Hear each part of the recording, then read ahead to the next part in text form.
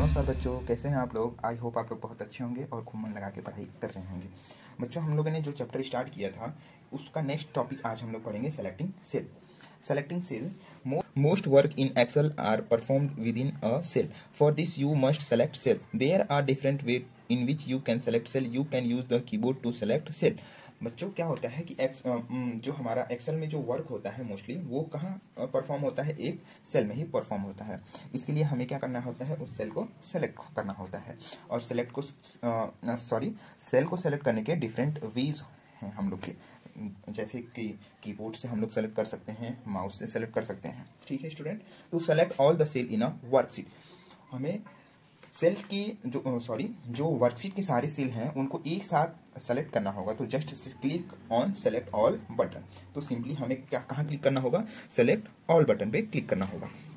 Next, to select an entire column, just click on the column header of the columns which you want to select. Student, हमें क्या करना होगा कि specially एक column को select करना होगा, पूरे कॉलम्स को। तो क्या करना है, हमें उसके हेडर पे क्लिक करना होगा। जैसे हमारे हेडर है ना, जैसे कॉलम्स के ABCDEF, तो हमें जैसे यहाँ पे C कॉलम को सेलेक्ट करके दिखाया गया है, तो हमें C हेडर पे क्लिक करेंगे तो हमारा जो कॉलम है वो पूरा सेलेक्ट हो जाएगा। Next, to select an entire row, just click on the header of that row which you want to select.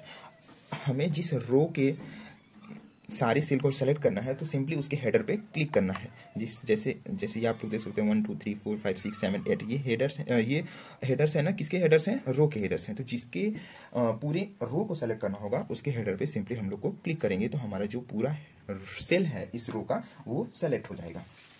To select a range of cells, point the first cells and then click and drag the mouse to the last cell in the range. Simply हमें जिस cell से start करना होगा simply वहाँ पे first click करेंगे हम लोग माउस के पॉइंटर को। क्लिक करने के बाद ड्रैग करेंगे माउस को, ड्रैग करके जहाँ तक हमें लास्ट सेल चाहिए, रेंज जो है हमारा, उस लास्ट सेल पे हमें ड्रैग करके माउस के पॉइंटर को ले जाएंगे तो हमारा एक रेंज में सेल को सेलेक्ट कर पाएंगे। स्टूडेंट, नेक्स्ट टॉपिक है हमारा इंटरिंग डेटा इन सेल्स। हम लोग सेल में डेटा को इंटर कैसे करेंगे। To enter data in cell follow these steps, इस स्टेप्स को फॉलो करके हम लोग क्या कर पाएंगे, सेल में डेटा को इंटर कर पाएंगे। Select the cell in which you want to enter the data, firstly हमें सेल को सेलेक्ट करना होगा कि किस सेल में हमें डेटा को एंटर करना है। जैसे आप लोग देख सकते हैं यहाँ पे इस सेल में सेलेक्ट किया हमने। Type the desired data, press the enter key. While typing in a cell, you will notice that its content also appear in the formula bar.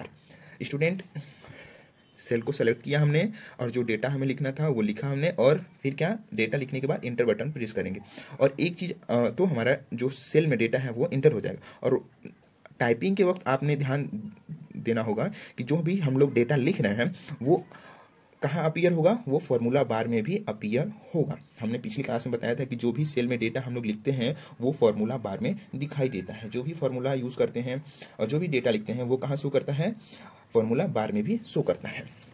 Next, types of data entered in cell. Student, किस types के data को हम लोग इस cell में Excel में inter कर सकते हैं। There are 3 types of data that can be entered in cell.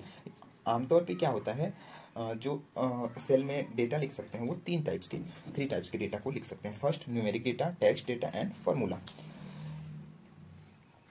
Numeric data क्या है, in Excel numbers from 0 to 9 and the symbol like plus, multiply, minus, dollar, slash can be entered in a single cell. You can store number only up to 15 digit either as integer or decimal.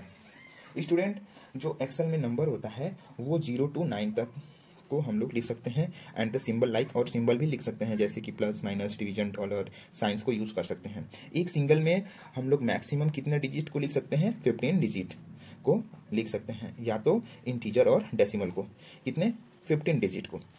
If larger number are to be entered then all the digits are display in formula bar. This means जो 15 digit के बाद जो हम लोग data inter करेंगे वो कहाँ दिखाई देंगे, हम लोग के फॉर्मूला बार में दिखाई देंगे।